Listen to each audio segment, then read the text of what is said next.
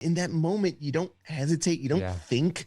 And I asked him, I said, why did you do that? And his only answer is like, you were injured enough. I didn't want you to be injured anymore. And it's hard to make understand, rational sense, but it's what we do. I am so excited to bring back onto Unbeatable my guest, Michael Carrasquillo. We call him CQ. The first time he was on the show, he talked about this incredible moment when he was shot 5 times and should have bled out on a battlefield in Afghanistan. Well, on this episode, you get a chance to hear that long, hard road to recovery. And I'm not just talking physical recovery, his even harder road of emotional recovery. And what you're going to hear is this dude really is unbeatable. These stories of triumph over adversity will help you handle your toughest days in life. You're listening to Unbeatable with Jeff Struker. CQ, man, it is great to be back with you. You are my first official guest that I've invited back on the Unbeatable podcast. Yeah, this is awesome. I really appreciate it. It really is a huge honor. It is a huge honor. I thoroughly enjoyed our first conversation. You ask all the right questions, and I had people reach out like I didn't. Come on, before I didn't even have a chance to promote. They're like, "Oh, I'm going to be on it." Like I had people reaching out to me like, "Oh my God, I heard your voice on the Unbeatable podcast." Yeah. And so it was great. I mean, people are listening. So that's awesome. Well, they're listening to you because you've got this voice made for radio. First of all, I mean, you got this pretty amazing voice, and secondly, your story just blew me away. I appreciate it. It's weird. Like it's something I never get used to hearing. I do hear it a lot when people drag it out of me and hear the story. I get that a lot. Like, oh, it's so inspiring and heroic. And like, to me, it's not like, it's just it's like if you said, oh, I went to the grocery store and then I picked up my mail. And like, it's just things that I did and had to deal with. And, you know, I don't know any other way to do it. Yeah. And honestly, being fortunate that I served in one of the most amazing units out there, the absolutely. most decorated, most living Medal of Honor recipients of all time. Like I saw people doing incredible things. And so to me, I'm like, I don't know. It was just a job. Like I just did my job, Well, for you, it's going to feel that way. But for other people that are listening to your story, they're going to be like, this dude is amazing. Or I like to use the word unbeatable because I really do think you are, man. I appreciate it. I try to live up to it now. Yeah. After talking to you, I try to live up to it. Hey, so I don't want, we're doing this for the first time, man. So I'm just trying to figure this out as we're going along. But I don't want the people that are following this podcast to have to go back and redo the whole first episode with you. If you missed the first episode with Michael Carrasquillo, we just call him CQ around here. You're welcome to go back and check that episode out. But without having to go back through the whole story all over again, can we just do like the real quick highlight reel of why did you join the Army? Basically, tell us where you were on September 11, 2001, when the planes hit the World Trade Center and how that led you into the U.S. Army. Let's just start there. Yeah, we're gonna do a lightning round recap of the first episode, That's right. Which if you haven't listened to the first episode, how dare you? Yeah. First of all, how dare you have missed it? But no, I was born and raised in New York City. Spent my whole, young adult life there. I was a senior in high school when 9/11 happened, and so I was there. It was very personal. It was personal for everybody in America, but being in the city, being near ground zero, it was extremely personal. It was terrifying. It was all the things. And it set in my mind that when I finished high school, like I wanted to enlist and I wanted to join. So basically immediately after graduating high school, I enlisted. I entered what was called the delayed entry program. So it took a few months for me to get, through the process. But by January of 2003, I was in the Army. I enlisted for airborne infantry, fun. And, cause I wanted to get out there. I wanted to get some, I wanted to be on the front lines. I wanted to do my part. And so, basic advanced infantry, airborne school, immediately gets sent to the 173rd Airborne Brigade, which is based out of Vicenza, Italy. Mm-hmm. So, which was considered for a long time the dream assignment until about 2003 when they got deployed every single year. So within weeks of me getting to Italy, I found this is weeks after graduating basic and in airborne school, and weeks of getting to Italy. I am now getting dropped into Iraq, and did almost a year there. A couple close calls, but made it relatively okay. And spoiler alert, he survived. He survived, yes. And went back to Italy. We were there for a year training for our next deployment, which was into Afghanistan. I made it about 6 months through that year-long deployment before I was wounded. I was shot 5 times during combat operations. And before we get into the summary of that firefight that really almost should have cost you your life, I want to just point out to listeners who are around the world, if you were alive, you probably saw the news footage of the attacks in the United States on September 11, 2001. Literally, the whole world saw this. Most of the people in America remember exactly where they were when they saw the planes fly into the buildings and saw the buildings tumble to the ground on TV. I'm pointing this out because Michael didn't need to watch it on TV. He's growing up in the city and it's happening right next to him. And I've met many guys and gals like you, Michael, who were so impacted from New York City that they just put their life on hold and said, I've got to serve my country. Didn't necessarily ask for war, but I've got to go serve my country because of what just happened. And I try to say this every time I get around a Patriot, man. Thank you for what you did for our country. Just being willing to leave high school, join the U.S. military, and become an airborne infantryman. Yeah. It's funny.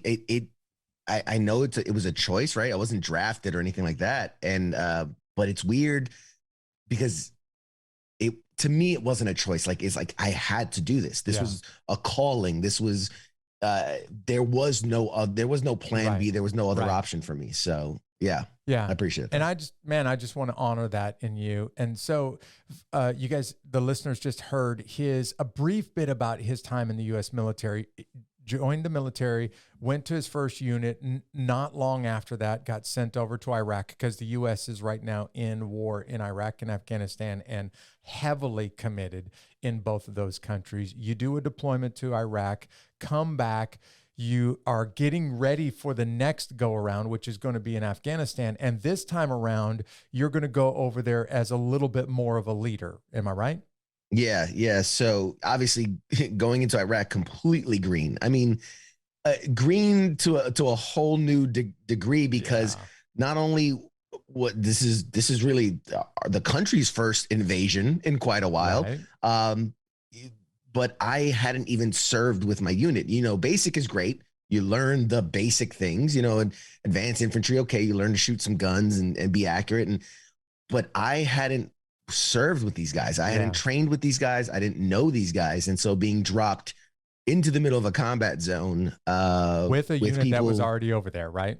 Yeah. And it was a steep learning curve, and it took a while to gain the trust and respect of my peers. But, fast forward almost 2 years later when we're on the cusp of going to Afghanistan, then I was in a much better position where I was ready to lead troops. And I had people looking to me as the experienced combat grizzled vet. When I felt like I was like, you're a 21-year-old, very senior dude. Yeah, exactly. So it was a different experience. But one that I was suited for. I felt good in it. I felt confident. And I was ready to do my part. Yeah. I don't want to minimize what happens next. I really do want to tell people you got to hear the whole story. And if you missed his first episode with me, please go back and listen to this incredible story of his combat deployment to Afghanistan. But let's just fast forward to the firefight. You're on the ground, you're under fire, and you just mentioned already, shot 5 times. Tell everybody really quickly what happened from the time that the helicopters landed to the time that you're getting back on helicopters and hanging on by a thread for your life. Yeah, so we had been doing a combat mission for a couple of days, and I go into much more detail the last time we talked, but suffice it to say the enemy had kind of figured out what we were doing and laid an ambush for us. Mm-hmm. And so as we came in on the helicopters, as soon as we hit the ground, they had opened up on us. They had the high ground. They had the element of surprise. But fortunately, we have the training. We have the weapons. We have the equipment. We have the support. And so immediately upon hitting the ground, one of my teammates was struck in the leg and was basically immobilized and kind of caught out in the open. I was behind cover and saw that they were still actively shooting at him. And you don't hesitate. You don't think. I couldn't let him stay out there. And so I ran out to him, grabbed him, and was dragging him back to what I perceived as cover and concealment, because it was a little chaotic. Didn't know where it was coming from. It happened so fast. But in the process of dragging him, I was shot twice, and then got him back to safety and went to re-engage the enemy. And in the process of doing that, got shot 2 or 3 more times. It's hard to say exactly when bullets hit you, but more or less what we can put together is, and then so within minutes, I've been hit, 4 or 5 times, and they're throwing grenades at us and shooting rockets at us and firing at us. And very fortunate that my team is experienced and we'd been through this drill before. We know what to do. Everybody did their part. And I had a guy immediately, start working on me. We didn't have medics with us at the moment, but we had myself and another guy were what we called CLS trained, combat lifesaver. So he's getting ready to put tourniquets on and patch bullet holes. And all the while, in the midst of a gunfight. And luckily we had 2 Apaches on close air support. So they're providing cover. And it was chaotic. It was chaotic, but everybody did their job and did what they were supposed to do. And very fortunate that I had this guy working on me immediately, because one of the bullets had gone through my shoulder and then exited my back and was a very, very, very large hole. And so had that not been immediately addressed, I probably would have bled out before I could even got to the helicopters. And so he had, patched me up as best as he could immediately. We called in for a medevac. Luckily we had really good trauma medics. It just happened to be with us that mission. And so within minutes, they were putting me back on, we run downhill far away from the gunfight. And they got me to a Black Hawk where we had a really good trauma medic on there. And he immediately just starts ripping off clothes and working on me. And very fortunate that I didn't die that day, because with the extent of my injuries, I probably should have died within 10 to 15 minutes of being injured. And that was about the range of time that I was able to have, 2 sets of hands on me to really buy me the time I needed to be patched up. And flew back to the base, and immediately right off the flight line, there's a little mud hut. Cause we're not one of these big bases. We were this tiny little OP out there in the middle of nowhere. And so this little mud hut trauma center that they had put in, which I have pictures, man. I got to send you the pictures of me being worked on, and guys in like the blue paper scrubs in a mud hut. And they're up to their elbows trying to keep you from bleeding out. Oh man. There's no imaging. They ripped me open in many different places to just find out what was going on, because that they didn't have the access to the kind of equipment that could have made things cleaner and nicer. But that's why a lot of my scars are real pretty jagged. Gnarly, right? Yeah. Yeah, because it's rip and pull. If you're gonna have a scar, it might as well be gnarly though, really. A little Frankenstein-y, but it's all right. But yeah, so very fortunate. They saved my life. They did incredible the things they can do in the worst of conditions. It was incredible. So very fortunate. And I spent the next, I was unconscious for 3 days. They flew me to Bagram, the main base in Afghanistan. From there to Germany. There's a Landstuhl regional medical facility there. Medical hospital there. Yep. They basically told me, like, you are way too jacked up for us to do anything. Up. So they basically encased my body in like a just for transport, like you're shipping something fragile. They just put me in a body cast and then shipped me from Germany to Washington, D.C., where Walter Reed Army Medical Center. And I spent the next 2 years of my life recovering, 44 surgeries. I actually died twice. They had to bring me back twice. and eventually got medically retired after that time. Yeah, on the highlight reel from that last episode, I hope people are hearing right now, these weren't just flesh wounds. I mean, any one of these could have and should have killed you. This is how incredible the medical care was.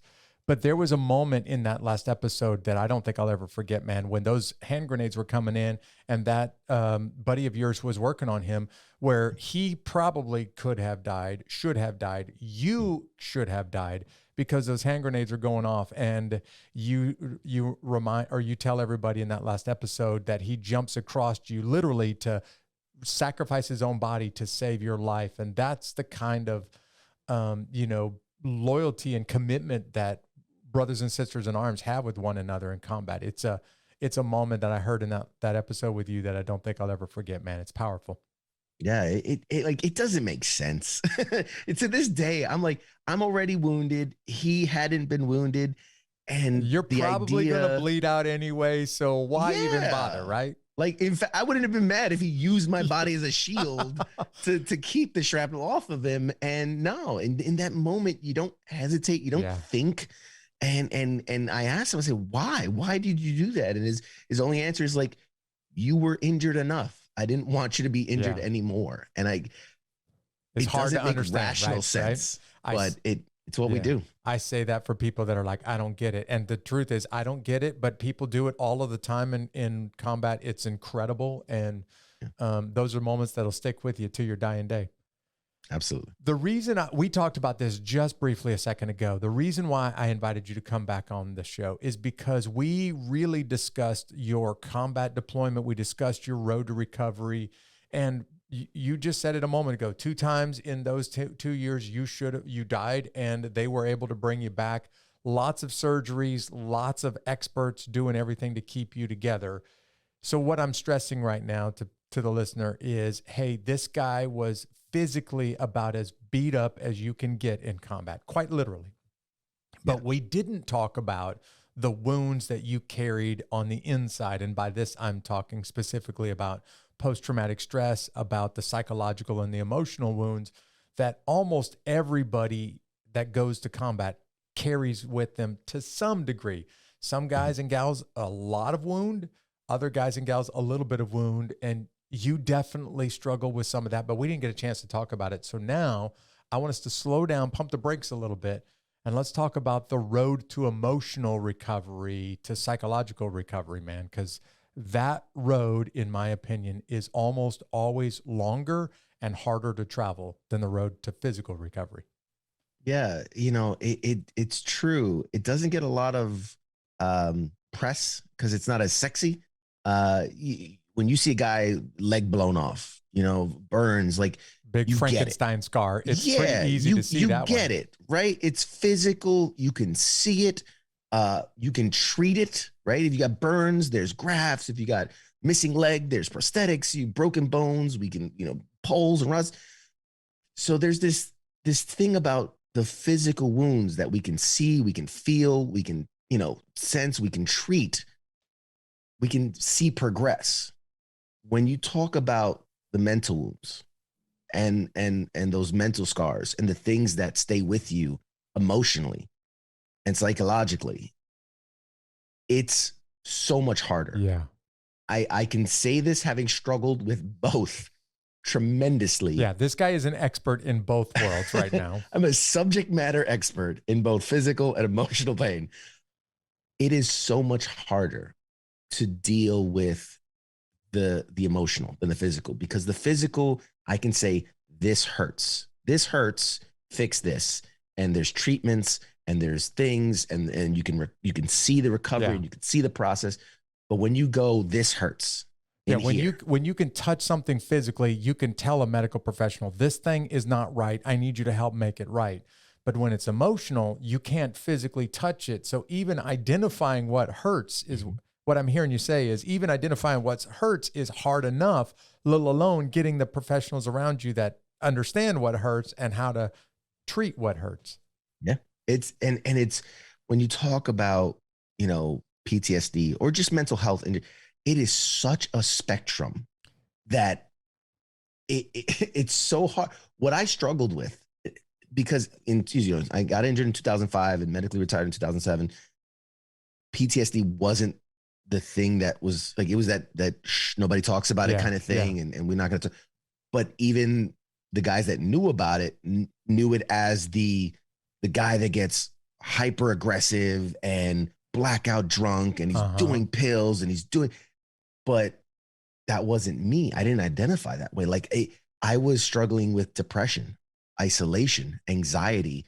I didn't want to go out. I didn't drink. I didn't punch my fist through walls. There are guys that like, that's a side of the spectrum and that's, that happens. But for me, I didn't want to talk to people. I didn't want to be seen by people. I withdrew from life, and having to understand that is PTSD as well. And that is, something you're struggling with. It's hard to identify. And sometimes the voices in our heads, the ones that are telling us like, you're a freak, you're not normal. Messed up, dude. Don't tell anybody this. You can't tell, like they're going to lock you up. They're going to, you're crazy. And they're going to take away your belt and your shoelaces if you tell anybody this. Exactly. And so it's the hardest thing. Like it's so much, if I break my arm and it's dangling there and I can go, look, it's broken. And we can all see that. But when you say, man, I think there's something broken inside of me and I think I need help, it's so hard. And especially when you have these ultra macho guys, these combat vets, these combat operators who like, we're trained. Hey man, if your arm gets blown off, okay, throw it in your bag and put a tourniquet on it, tighten it up with your teeth and keep on figure trucking. It out. You know what I mean? You drive on, you rub some dirt in it, you drink water, you drive on, take a knee at best. You know what I mean? But it's so hard to overcome that kind of stigma of the mental health and to be able to talk about it and be on a human level. We have good days, we have bad days. We have good thoughts, we have bad thoughts. And it's okay to talk about it. It's okay to ask for help. And if you're struggling in a way that you can't overcome it, and that's okay. Yeah. And it took me years.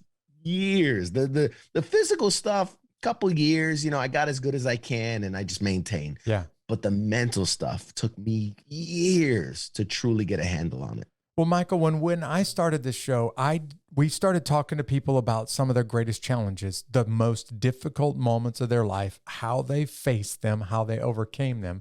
I didn't anticipate the amount of people that would talk about their mental health challenges that went along with it. So, man, what you're saying right now just goes along with almost every this show has basically become people talking about their mental health struggles as well as those situations. Anyway. Yeah. What you just described is what I call the moment where a guy really finds courage. And I'm talking about courage deep inside, because you just described for us, hey, I got something wrong inside of me, but I don't want to say it because I'm afraid. That's why I call it courage. I'm afraid of what other people are going to think about me. They're going to call me a freak. They're going to, lock me away in a padded cell if I tell them what's really going on. So it takes real guts, man, to just simply say, man, I'm messed up and I need some help. And I'm messed up on the inside. But I want to go back and just ask the question, you weren't the guy that was punching holes in a wall. You weren't the guy that was drinking yourself into a coma. You weren't the guy who was driving at 900 miles an hour down the interstate or polishing a high-powered rifle because you're getting ready to kill a whole bunch of people. For you, it was very different. So how did you realize, man, I'm not good and I need help? Like, how did you finally identify something's not right here? Yeah, I'm very lucky. I'm very fortunate, and by no means did I do it on my own at all. So you had a bunch of people telling you, dude, you're messed up. The key is like, that's the thing. Like you can't do it by yourself. But so for I hope me, what people just heard that, but maybe they missed it because they're driving. Say that one more time because people need to hear that a second time. You cannot do it on your own. I hope you just heard that. This is not, if you are in the midst of mental health issues, problems, concerns, that's all like I don't want to say you've lost control, but if you could do it yourself, you wouldn't be having those issues. That's right. Mental health issues literally demonstrate that you're not able to fix these on your own. Exactly. So for me, what happened was, I medically retired at 2007. They say, hey, you're as good as you're going to get. Yeah. Maintain, sit, take care of yourself, whatever. And I say, hey, great, man. I'm 23, 24 at the time, and I'm retired. I can just sit here and whatever. And I didn't know what to do next. And so I bought a house out in the woods in Pennsylvania, right? Because I'm a city boy, but I'm like, I'm going to get away from the city, and I'm going to get away from people is what you were saying. I'm just going to get away from people. Yeah. Exactly. I had like two neighbors in like a 10-mile radius. Yeah. And so I'm out there, and I think sometimes the reason it's so hard to identify a mental health problem is that it doesn't just one day and like, I'm the worst I've ever been. It's this gradual, slow, it's like gaining weight, right? Yeah. Like where you gain a pound here, you gain a pound there, and you're like, it's not that big a deal. Next thing you know, a year goes by, like, oh my God, I'm 50 pounds overweight. Belt loop. Yeah. So I think like that's how mental health is, where it's like, it's just this slow progression. And every step of the way, you're convincing yourself that like, I'm fine. I'm just not sleeping well. Oh, I'm fine. I just need a couple booze to get calm. And hey, like it just gets worse and worse. And so from 2007 to 2009, I was just slowly pulling away, slowly retreating into myself, slowly, I wasn't making friends. It's just like the world was slowly, like my bubble was getting slowly smaller and darker until it was just me in this tiny little bubble. There'd be weeks where I didn't step foot outside my house. Luckily, my wife took care of me. She did all the shopping and things because I would literally just pace around my house. I'd be the guy that, 3 a.m. I'm doing patrols inside my house. Triple for the 10th time in a row, checking the locks, checking the windows. And it was getting bad. And my wife, God bless her, knew that I was in trouble and knew I was hurting and was doing everything she can, but she's not a mental health professional. Right. She can push and she can, but the biggest obstacle is identifying it in yourself first, because no matter how many people tell you there's something wrong, until you can say, oh man, there's something wrong. Like it's never going to work. A lot of times, you drag someone to an intervention, or you drag someone to a like, you could drag a horse to water, right? Exactly. Why doesn't it stick? Is because they have to identify that there's a problem within themselves to want to change. Yeah. And so it took really I was headed down a really bad path. I mean, really, really bad path. And it was just a really lucky situation. I'd heard from people like, hey man, you need to come out. Hey, you need to do this. Hey, I'm like, nah, it's just not for me. That's not who I am. Even though that's who I've always been, I couldn't recognize that that's not who I was at the moment. And so I, very fortunate, an organization, Wounded Warrior Project, had reached out to me, and they had captured me because I went through the system and I was injured. And so they knew I was an injured vet, and they would call me and like, hey, come out to this event and come out to that event. I was like, that's not my thing. That's not my thing. And finally this one guy he's like, hey man, I call you all the time and invite you. You never want to do anything. Like what would get you out of the house? Right? Yeah. Like what would make you get out of the house? And he ran through this whole list of things, and we ended up getting around to like football. And I was like, oh yeah, I'm a big football fan. And he goes, oh, you ever been to a game? I said, no, I grew up poor, man. We never actually went to a game. And so he's like, hey, well, I'm going to get a suite, bring out a bunch of guys. Like, would you come out? And I was like, well, shit, I mean, free suite in a football game. Who wouldn't say yes to that one? Like, okay. And so that got me out. And that was kind of the first step, because I got to be around, like, and I didn't even talk to anybody at the game. Of course not. I just watched the game.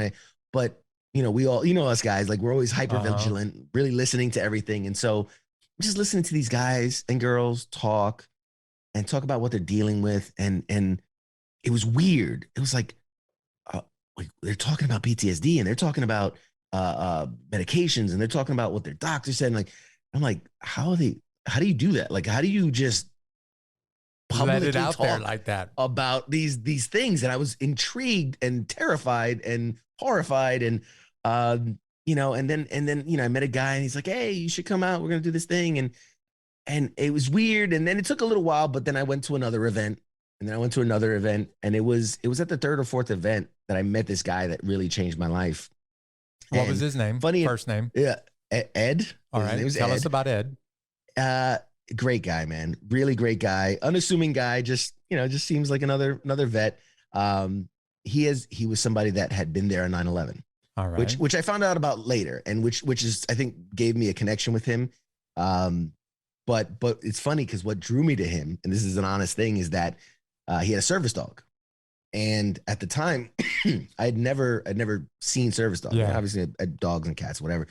And so like watching, and we were at an event and watching this dog, like the way he maneuvered and the way it was just so almost military. Like the dog stayed on his hip and it pivoted with him and it did all these things and it had all the commands. And I was riveted. I was riveted by this dog, but I was also withdrawn, as I always was. I was the wallflower, right? I'm not with the group. I was kind of off on my own, but Ed noticed that I was struggling. Like he could feel that I was in a good place. And he told me, later that he noticed that my eyes were always on his dog.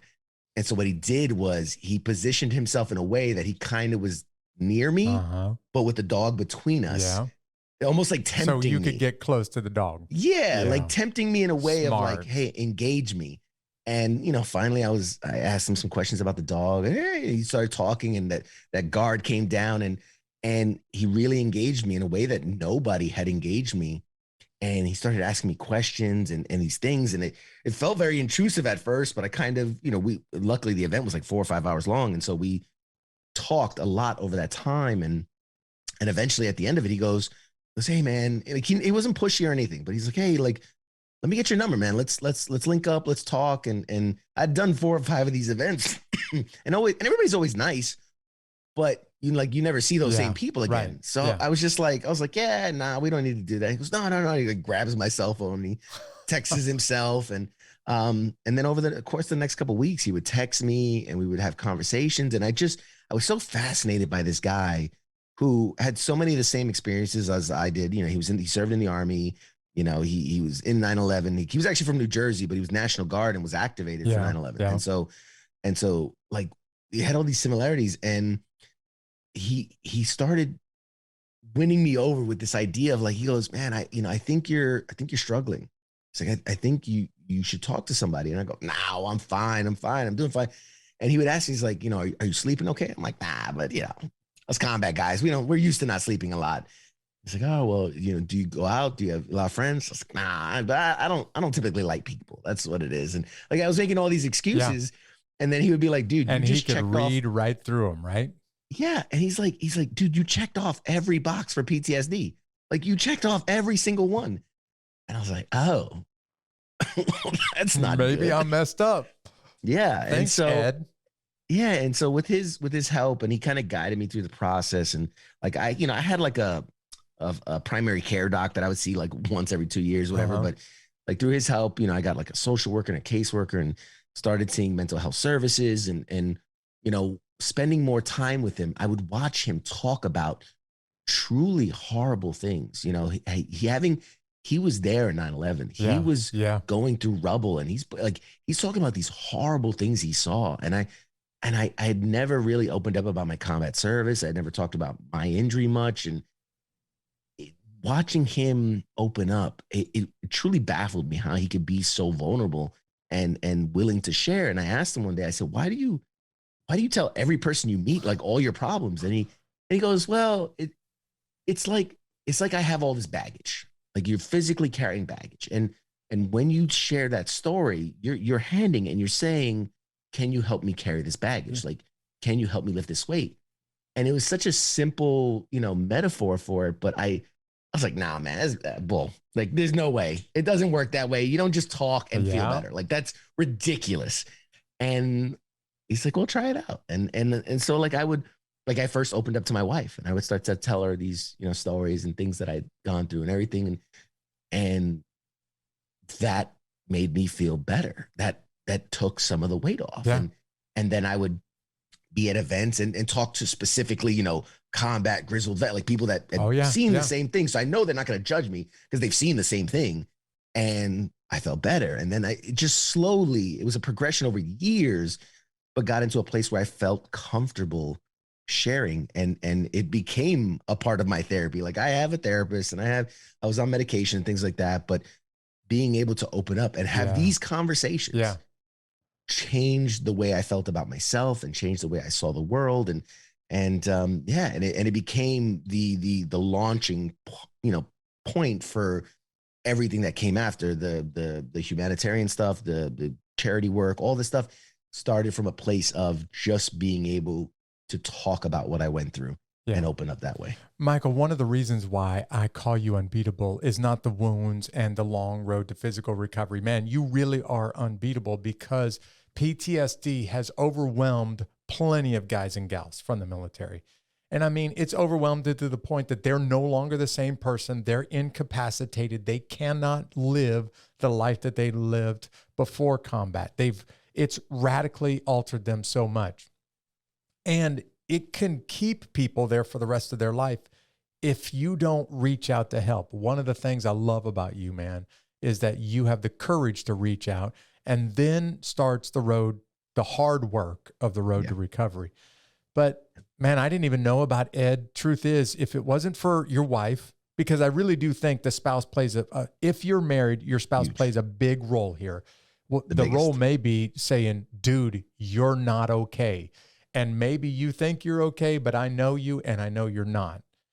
But I also didn't know about Ed, man. And I really think there are some times that you need a guy or a gal who's already gone down this road to look you in the eyes and say, you're not okay, but I'll help you go down this road. I'll go down this road with you. Yep. And if it weren't for a guy like Ed, who knows where you'd be right now? Oh, absolutely. I can say without question that I most likely wouldn't be here today, because I was heading in a very bad direction, and had not the right people and right organizations and right support been in place, I easily could have been a statistic. Easily. Yeah. And honestly, the statistics right now about the guys and gals who take their own lives because of their emotional and psychological struggles is through the roof right now. I don't want to spend the rest of the episode talking about veteran suicide, but I do want to say one of the things that makes your case even more impressive is you didn't have those very violent, very socially disruptive habits that would make people around you grab you and kind of force you towards some treatment. Right. Yours was very, not mild, but yours wasn't as dangerous to others around you, which is sometimes could be worse because people don't know just how serious it is, because it looks like the guy's handling it, but inside, you're not. And I want you to talk. It's less in your face, right? It's less in your face. It's less obvious.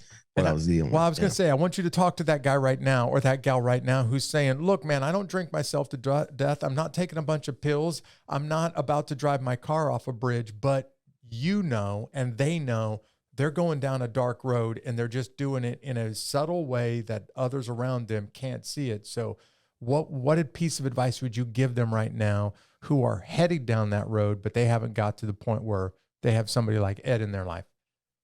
Yeah, it's so hard. I mean, I'll be the first to admit it's so hard, because I think we are best at fooling ourselves most of the time, because I truly believed I was fine until it was slapped in my face. And it was like, I'm a very logical research kind of guy. Yeah. So like, when it's like, here's the checklist for PTSD, you've checked off every box. Here's the list, and you are the poster boy for it. Then it was like, oh, like, I mean, I can't argue the facts. So I do understand it's so hard. But what I could say is, if you have people in your life that are telling you you are more withdrawn than you've been, you are not going out as much, you aren't participating as much, if you are not sleeping well, if these things sound, if you're sad most of your days, right? We just say, oh, I'm just a little sad today.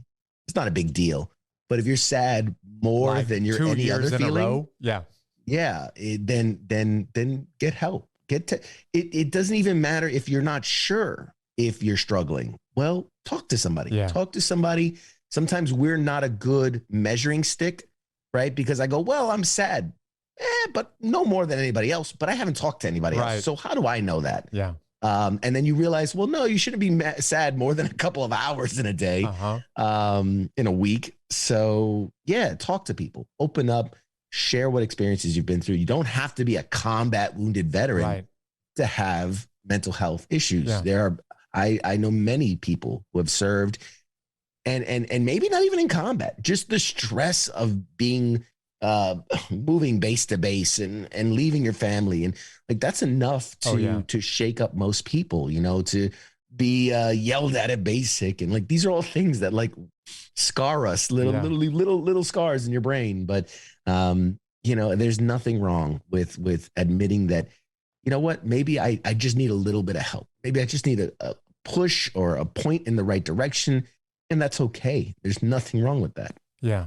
And the best, and I think the most important step that you're hearing from CQ right now is the first step is just saying, man, I think I need some help. I need to tell somebody. That's the step that leads you to become unbeatable. Because as long as you keep it to yourself and try to figure it out on your own, it's just going to go from bad to worse. Yeah. One of the things I like about you, man, is that you were able to literally laugh at the pain, laugh at the difficulties. And I mean, quite literally turned it into a comedy routine and some stand-up. So tell everybody kind of how you got into stand-up comedy and how did that finally start to develop for you? Sure. It was a long road. I mean, it was a really long road because, you know, being injured in 2005, I didn't really find comedy until like 2016. Yeah, so and you're plus talking 11 years. You didn't like being around people for a long time, so that makes it even longer. That's true. And as someone who still struggles with social anxiety, the thought of being on a stage with lights on you and just people judging you, and one guy and standing up there with a microphone, it's terrifying. But how I got there is once I got into a pretty good headspace and I was talking and seeing therapy, the in between that and comedy came just once I realized I was isolating, like I wanted to do more things. I wanted to have more experiences. I wanted to re-engage my life. And so I started just, you know, researching, you know, things I can do. And obviously I didn't have a lot of money. So reaching out to organizations that are like, hey, we'll take you scuba diving, and hey, we'll take you fishing, and hey, we'll do this and we'll do that. And just like switching my mind, like, cause my head's always saying like, no, don't do anything. No, say no. So just going like, I'm going to say yes. Any opportunity that comes along, I'm going to say yes. I'm going to try it. Jim Carrey and the Yes Man. The Yes Man. Yes. I was, you know, like I wasn't into NASCAR, but they're like, hey, do you want to be sit with the pit crew on a NASCAR race? I'm like, I've never been into NASCAR, but yes, I'll do it. You know, hey, do you want to go to a baseball game? I was like, I'm not a big baseball fan, but all right, screw it. I'll do it. And just saying yes to all these experiences and talking with people. And so that also led to me doing a lot of charity work, right? Working in a soup kitchen, working Habitat for Humanity, and just saying yes and opportunities. And I every step of the way, I was building myself back up, and I was getting more confident. I was getting more just back in touch with my life. And so it got to a point where I started attending a support group for wounded veterans, right? It was just connecting with other guys and trying to leverage what I've learned and listen and leverage what they've learned, right? To make my life better. And it was at one of these meetings that this guy talked about, oh, I just did this program. It was incredible. It's an arts program. And they have this thing where they teach you stand-up comedy. And I was like, oh, that sounds cool. And like, I was a fan of comedy all my life. And before my head rewiring, like I'd loved comedy. And I loved, you know, doing that. I was in plays when I was in high school. I would do the musicals and the plays and the comedy plays. And so he talked about it and he said, hey, it's for veterans and it costs nothing. And I'm like, that's my favorite price. Free is my favorite price. So I looked them up. It's this program called ASAP, Armed Services Arts Partnership. It was based out of DC at the time. It's spread more now. Which was not far from me at the time. And so I was like, okay, let me sign up. It's a 6-week class. You do it once a week, 6 weeks, and they teach you the fundamentals of comedy. They don't write jokes for you, but they teach you like, what is funny? Why is it funny? What are the rules? The rule of three and exaggeration. What is funny? Yeah. Yeah. You know, and then they help you kind of build a set. And then at the end of it, you graduate with this big graduation show. You go to the DC Improv and you perform for a live audience. And to me, when I did it, it really was a kind of checking it off the bucket list. Like, I'm going to perform stand-up comedy this one time and that's it. And then I'm going to move on.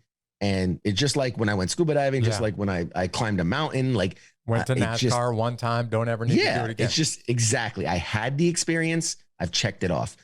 And through the process, I absolutely fell in love with it. Yeah. Oh my God. just being around other vets, making each other laugh, and writing material and using my life experiences, but in a way that I can control the narrative. I can restructure things. When the drill sergeant said that one thing to you, and like you just sit there and took it, but no, in my version, you snap back at him, and so like you get to play with the reality of it, and it was so much fun. And being able to walk up on stage, which was one of the, as a combat vet, as a guy who jumps out of airplanes and shoots people for a living, that's like, intimidating, right? Stepping out on stage in front of an audience was one of the scariest things I've ever done in my life. Yep. And so, and honestly, I blacked out. I don't remember it. There's video of it. On stage, he literally blacked out and they had to come throw water in his face. Like, I don't remember any of it. Like, I stood on stage, I did the thing, and I walked off stage. I have no recollection of doing it. I have the video of me doing it, but I don't remember it. Yeah. Because it was just such an adrenaline rush. And I fell in love with it. And so for the next like 2 years, I took every chance I could to perform and wrote new jokes and did showcases and got to host some shows. And then very fortunately just got invited to do really cool things. I performed at Gotham in New York, the up and coming comedians scene in New York. And I performed for Jimmy Carter. His wife, Rosalind, has the Institute of Caregivers. They had this big gala and they're like, hey, we're going to invite veterans to do comedy. Wow. And so I did that. And I entered the World Series of Comedy and I made it to the top 40 of the Northeast. And before I could do the next performance, which if I had done well, would have sent me to Vegas, my wife was due to give birth to a son. So I had to pull out. You bombed that one on purpose. I had to recuse myself from the competition at that point. But so I've had a really lot of fun doing the comedy thing. And then that's what eventually led me to doing my little entertainment podcast talk show. So it's been a fun ride. Yeah, let's talk about your podcast. In fact, I've saved this for the end. I really want to do this high five segment. You know how this thing goes, man. For the listeners, we're going to go back and forth a little bit, and I want to wrap up with this. For folks that are listening to this and not watching it, in the set behind you, you got all kinds of superhero, all kinds of sci-fi gear because of your podcast. Tell everybody about it. So it's called Pop Culture Warrior. And like, no offense to any of the podcast hosts, I hate calling it a podcast because it's such a weird conglomerate of things. It is live. We do it live in front of an audience. It's streamed, so it's video and audio. We do release it as an audio-only podcast after the fact. But it's a talk show. It's a game show. It's, I interact with the audience. I take questions. I take callers. I interview people from all around the entertainment industry, stuntmen, directors, actors, producers, guys who have done amazing things. And it's a lot of fun. It's a really fun show to do. And yeah, I don't know, man. It's just a lot of fun. To me, it's not a job. It's something that I look forward to each and every week. We've built an amazing fan base. It's on Facebook. It's on YouTube. It's on Twitter. It's on Twitch. We have our own website, WTFNationRadio.com. And it's nice. Everybody that's been on has always had a blast. We just, a week or two ago, we roasted CQ. Like I had a bunch of comedians come on and they all took turns roasting me and we had a blast doing it. I want to tell people to go out there and check it out. Pop Culture Warrior. I've seen some of the episodes that you've done, and man, it just looks like if you just want to have some fun and learn a little bit about pop culture or even make some fun of pop culture, CQ's podcast, Pop Culture Warrior, is the place to be. So let's wrap up with a high five segment, and we're going to kind of go out on a high note. Sure. I want to talk about superhero movies. Let's talk about, because you could do this for literally for days. It's what I do. It's what I do every week. Let's talk about some of the worst and some of the best superhero movies. I'm going to give you kind of my scale of from worst to best superhero movies. And I want you to just add some color comedy in there because you got this thing down to a science. So worst on my scale of superhero movies is Shazam. Not that the character or the superhero itself is bad, just the, let's be honest, man. There's not going to be any Academy Awards on that one right there. Yeah. No, Shazam.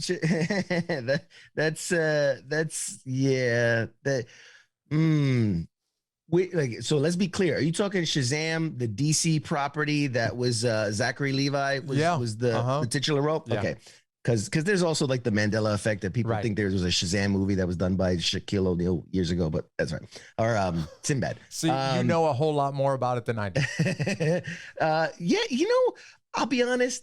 Shazam to me was mediocre. There are way worse movies. Okay, so maybe the next one on my list, which I consider just a half a step up from Shazam, was way worse for you. It's the old cartoon movie Flash Gordon. You know, the one that came out like in the 1980s. I don't even remember when that movie came out, but it was like a live action cartoon thing. I don't even know what you would call that movie, but yeah, that's the one with wasn't that Ralph Lundgren? I don't know, man. That movie that came out, Dolph Lundgren. Yeah, that movie was. I don't even know what to call that thing. Yeah. If I'm giving anything as like worst superhero movie, I'm thinking Halle Berry Catwoman. That movie was a train wreck. You might as well not even call it Catwoman. Like, it had nothing to do with the DC property. The writing was terrible, the acting was terrible, the costumes were terrible. Oh God, worst by far. Okay, so then let's move it to number 2 and 3 on my list, because now it starts to get good, and I mean really good. And I'm kind of mixed on this one. I'm a DC Marvel person both, so I don't know which is better, Endgame or Justice League. That's 2 and 3 on my list. Where would you put Endgame versus Justice League? Come on, man. Oh man, you're the expert here. Tell me where these two rank together. I don't mean any insult to anybody about anything, but no, go ahead and insult them. That's you can do that. You're a comedian. You can insult people. Endgame is probably one of the most perfect superhero movies ever created, and it's hard because it's not just built on itself. It's built on 10 years of the Marvel universe, right? So it's not really a fair assessment, because it's the culmination. It is the pinnacle, right, of this whole story arc that took 10 years. Justice League was not a good movie. It was not a good movie. I love some of the actors. I love some of their solos. The first Wonder Woman was great. Superman was great. Bringing Ben Affleck as Batman was not bad. But just the writing and the story it was not good. In my opinion, it was not a great movie. Even when they redid it with the Snyder cut version, like, it made it a little bit better, but it's like a 4-hour, 6-hour movie or something like that. Like, so it's not, again, you're not comparing apples to apples. There's some really good movies, and DC has made some really good movies. The Suicide Squad that just came out was not bad. I don't know, man. Avengers is a very, very, very, very good movie, in my opinion. Dylan, who's right here in the studio, is saying absolutely. Say, you got an opinion on this one, Dylan? I'm a huge DC fan. I love the DC comics. I have like a billion like New 52, Green Lantern comics, and a bunch of other stuff. But Marvel just does movies better. Like their cinematic universe, I don't think it comes like close to for DC. Now, to DC's credit, you look at some of their animated properties. They have some of the best, Under the Red Hood, and like they have some incredible Flashpoint, when they did the Flashpoint Paradox, amazing animated stuff. Why can't they translate it to live action? I don't know. Well, but they seem to struggle. You got the Super Dogs or whatever it's called coming out pretty soon, so maybe they'll redeem themselves with that one. Not. All right, here's number 1. My favorite superhero movie of all time, and I have to mention this because I'm looking at you and it's hanging on the wall right behind you. It is the first Captain America, man. I am a big fan of that movie, just because this is the ultimate underdog movie, right? So that for me is number 1 on my list. Yeah, no, it is a very solid choice. Very solid choice. Honestly, and I'm I have the Spider-Man tattoos and things like that. So I'm a huge Spider-Man fan. But if I honestly had to really say what was the best movie I've ever seen done, was actually the second Captain America, Winter Soldier. Yeah. The story, you don't feel like you're watching a comic book movie. You feel like you're watching this mystery, intrigue, drama, romance, like action. Like it checks every box.